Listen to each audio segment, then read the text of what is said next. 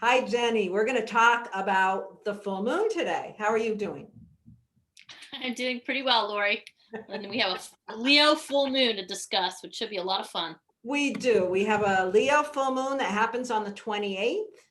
And this is, let's just say, this is part of our series called MoonLore, where we talk about every month we make a video about the new moon and the full moon. So here we are talking about the full moon on the 28th.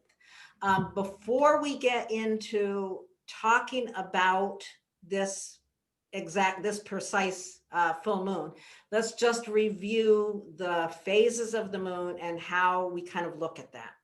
Every month, the moon phase, the cycle of the moon is a 28-day cycle. It starts at the new moon, which is always when the moon is conjunct the sun.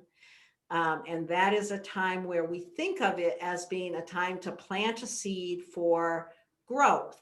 And the growth starts at that new moon and it goes up through the first quarter moon and then to the full moon, which suggests the full illumination of the seed that's planted. There is a longer cycle as well. Do you want to mention that now, Jenny?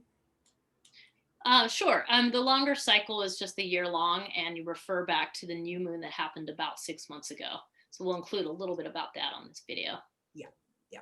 Okay, so there's more than one cycle that we're thinking about in this. So at this point, why don't we just open up that chart of the moment of the full moon and we'll take a look at what's going on with it. Okay, let's check it This is out. this is one of my favorite full moons of the entire year. I love this full moon. You've got the moon in Leo and the sun in Aquarius. That to me just seems like a very dynamic and exciting full moon. Mm-hmm. So Yeah. let's think about that. What's that polarity? Whenever we're talking about a full moon, we're talking about a polarity, two opposing energies that need to be balanced and worked with together. So the sun is in Aquarius, and well, when I think about that polarity, the first thing you think about is how personal the Leo is and how humanitarian focused the Aquarius is. Mm-hmm. Oh, do you have more to say about that, Jenny? Well, just the polarities are interesting. I mean, I really feel like polarities are part of just being human, and that a lot of what we're here to do as humans is to deal with these opposites and work with both, and also find a way to kind of resolve polarities to a degree so that you're actually always integrating both into something new and different. And if I had to summarize the Leo Aquarius axis, I think it's a lot about awakening, because it's about doing the personal work and being in touch with your personal heart and knowing who you are and how you want to interact, and then being able to witness and hold the idea of this collective humanity around us. And so that you're not getting lost as an individual, but you're not putting yourself as an individual as more important than the collective. And then you're able to see the collective and work with the collective and have personal warm feelings to do with that collective. It's not just detached. So that's a quick version. Yeah, I like that. And there's so much personal development and warmth with the Leo, the expression of personal warmth, and Mm-hmm. to think of that, the ability of that warmth to feed the collective. Yeah, exactly what you're saying. And the ability of the collective to be the audience as well for the expression of the Leo. Yeah. The That's other thing I think about with Leo is because it's tied in with the sun, because the sun rules the sign of Leo, it really brings in this like being present in its simplest way. It's just being fully present. Like if you are with a child, like you're being fully present with that child and playful, and ideally being generous with that child and just being really in the moment. And then the Aquarius piece brings a little bit with the ability to imagine the future, so but you're firmly rooted in the present with that Leo moon. But you can picture maybe where you want things to go, what do you want our future to look like, or even in my analogy there, what you want that child's future to look like. So it's kind of that connection too. That's great. I like how you said that. And as you're saying that, I'm looking at this chart and realizing that, yeah, this is the in Eastern time. So this is the chart, the exact moment for our government, for what's happening from that source. And the fact that this polarity is between the second and the eighth house, the personal values versus the values of others. So that's something that really is an active area that's very rich with dynamic energy right now. How do we support the collective values with the personal values and vice versa? Yeah. It's And I interesting. just think that's a really good point. I like that. I like to use, using the chart in that way. And because the second house is kind of that wrestling with that question of like, am I good enough? Am I resourceful? And with Leo there, especially, it's especially a big question of kind of owning that and recognizing one's own self-worth. And then like being happy and joyful about it is what the Leo brings in. Like recognizing yourself, okay, cool, I have this. And then being able to look at across the I was going to say the aisle, but looking across the chart into that eighth house and being like, okay, I'm good with myself. I'm right with myself. So now how do I be more generous to those people around me? How do I recognize the fact that they're different, yet we're the same. We're all humans. We're all, living in this bigger paradigm. What was the word you used earlier, Laura? I think you said you were talking about dilemmas. I mean, Yeah. these are Oh, dilemmas, yeah, human yeah, dilemmas we have to deal with. And yeah. that's kind of what we're trying to talk about here. Yeah, the dilemma of my values versus your values, my belief system versus your belief system, finding a Yeah. balance point there where you can really fully support and illuminate how that polarity, that dilemma can really support both ends. Yeah. I think about a Yeah. seesaw, with a seesaw, Yeah. nobody's going to have fun unless there's give and take. Yeah. If you sit there and it's like, oh, it's all about me, who's having fun on that seesaw, right? Nobody. You've got to let go and let the other side balance you. It's an Yeah. interesting. Yeah. I like that. And so the other thing I think, so where my mind is sort of going next is just to be like, okay, well, you can clearly see the sun is not there by itself. The sun Right. is right next. In fact, it's exactly conjunct Jupiter. What does Jupiter do? It expands everything it touches. So that right away expands the significance of this full moon of what we might see in the collective, because Jupiter's what we call a social planet. It's not just concerned with the personal. It's concerned with the next layer out of social considerations, your worldview, your perspective, that sort of thing. And then also it is not as close, but also the sun is conjunct Saturn. So really what you have is the sun that's in the mix of that, what we call the great conjunction that happened December 21st. And the sun is like, hey guys. It's encased in there and pushing us on both ends. There's so much that needs to be paid attention to in this period of time, and it's in Aquarius, so it is really about being serious and expanding what we need in this the collective need. Yeah, exactly. So, I mean, again, it just really kind of underscores that theme we're already talking about of the personal and the collective. What is each of our roles at this time? The choices that we make matter. The things we do in the day to day matter. The struggles you have with your relationships, whatever that is, around you, family members, partners, so on. It's part of being human, and we're all doing that, and it all is creating the story of the now, the bigger story. So yeah.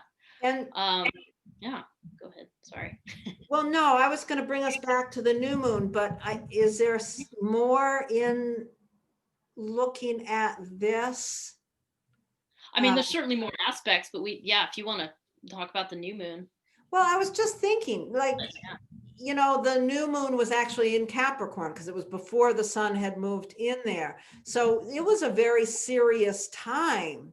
And Yeah. we were, you know, it was just before the inauguration. There was so much anxiety going on. And we planted the seed in great hopes that we would survive the inauguration because it was in between the insurrection and the inauguration. It was right in that in between point where there was so much anxiety. And now I feel like part of the illumination story of the full moon is just, well, we can see how much work there is to do. You know, yeah, we're on the other end of that, but boy, what is obvious is how much work is required to balance these things.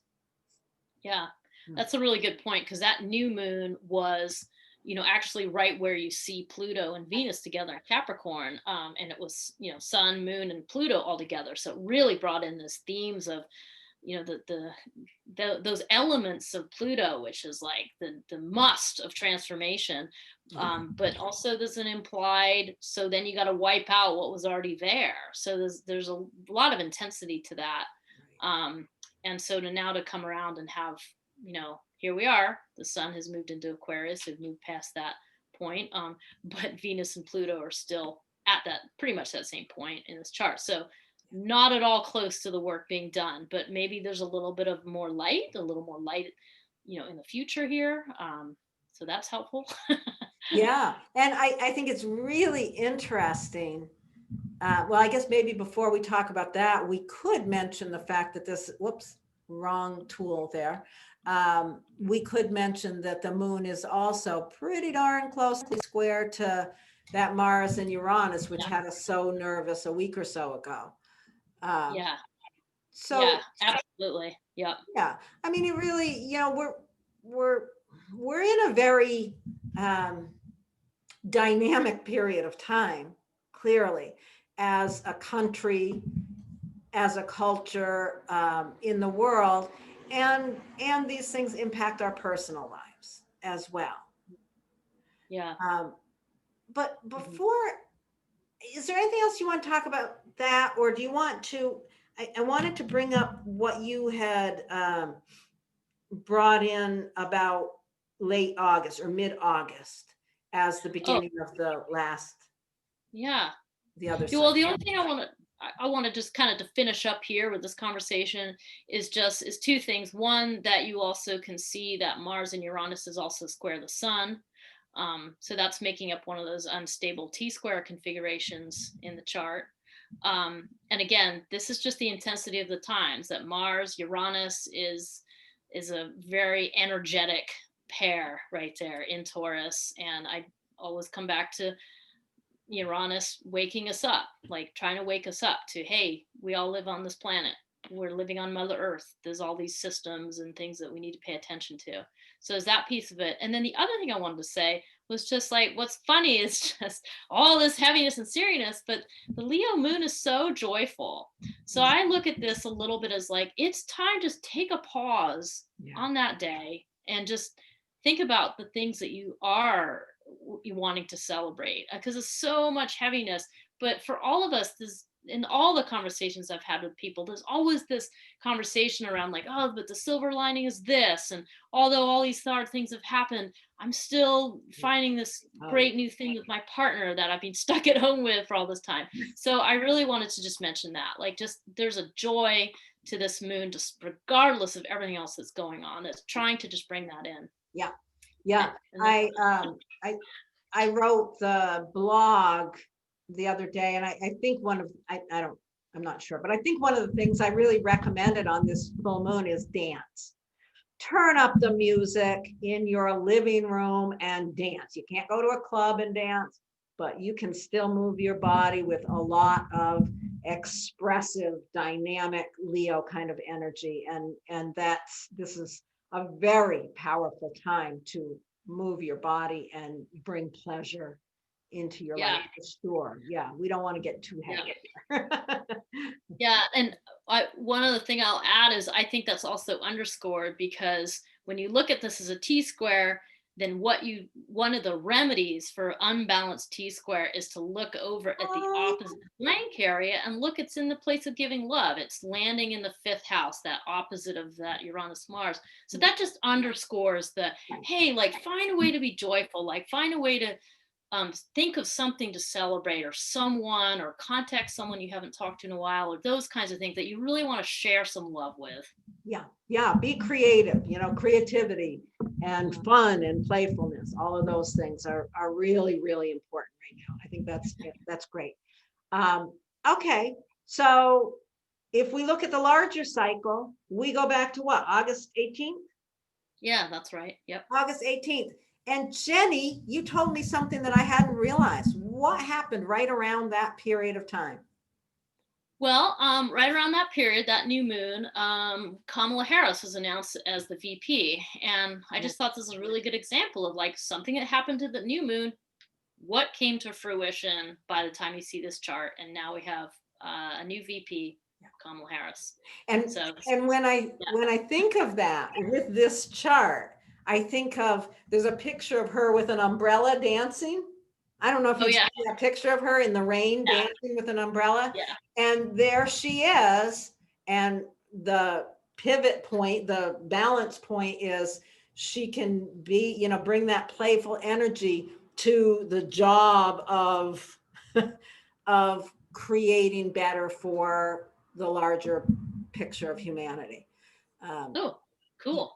Yeah, I like that. I can just kind of see her picture implanted on here. Yeah. So that's it's such a perfect example of that 6-month cycle. And there were some other things that you mentioned happened right around that time. That was the time of a lot of the fires were really raging out of control at that point, in protests. And just thinking about how far we've come, what has shifted and changed around those issues. Yeah. And the pandemic, of course, too. So right. Lots to talk about 2020 and 2021. But so the other piece of this is just like, okay, so we've talked about all these kind of bigger things. Well, where does this fall for you? Right. If you know your chart, you know your ascendant, think about where Leo falls, like what house that you have Leo in particular. And if you've got your chart in whole sign houses, just look for the house that has Leo preceding it. If you go in counterclockwise direction, the signs go counterclockwise. So you look until you find Leo. That's where the moon is. Right opposite it is going to be the sun in Aquarius. And at a 90-degree, 1, 2, 3 signs away, you're going to find this.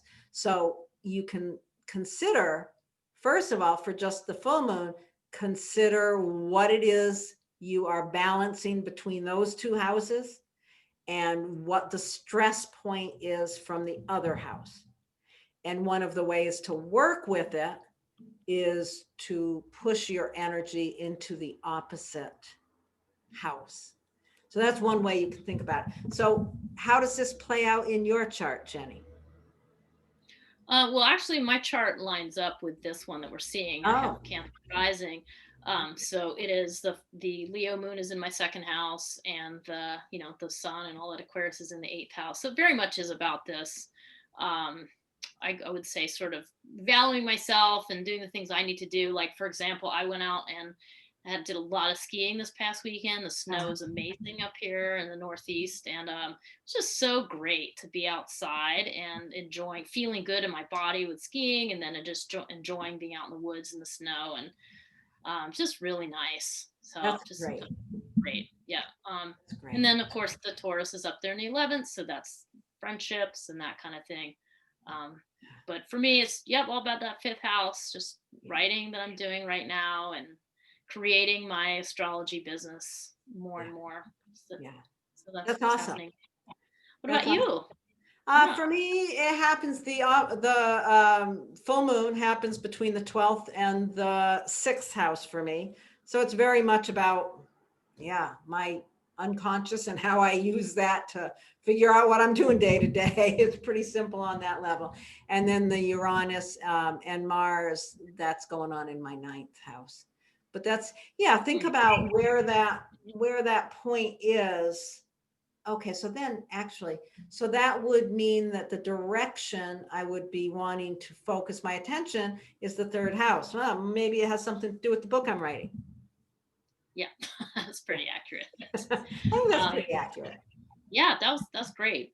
So hopefully those just kind of illustrate ways you can look at your own chart and think about what's going on in your life and where are you doing the work that's being asked of each of us individually in this time of great collective movement.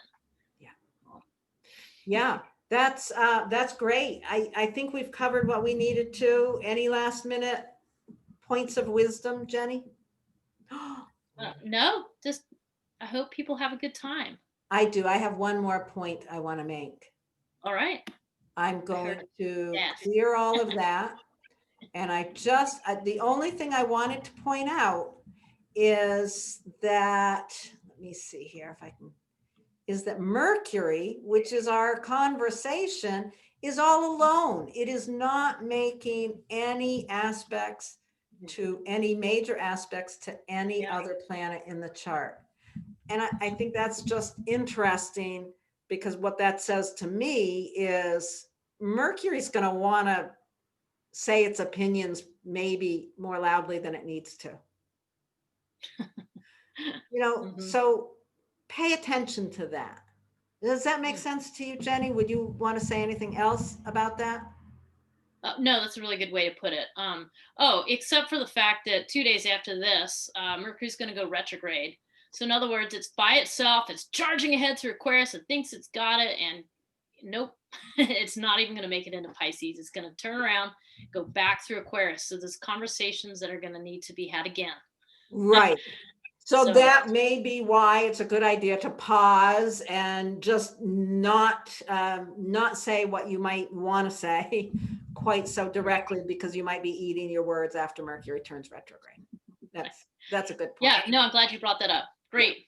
Okay, well, I think that's it. And thank you, Jennie. We will do another one when we come around to the new moon in another 2 weeks. Thanks, Jennie. Right. Thanks, Laurie. Bye.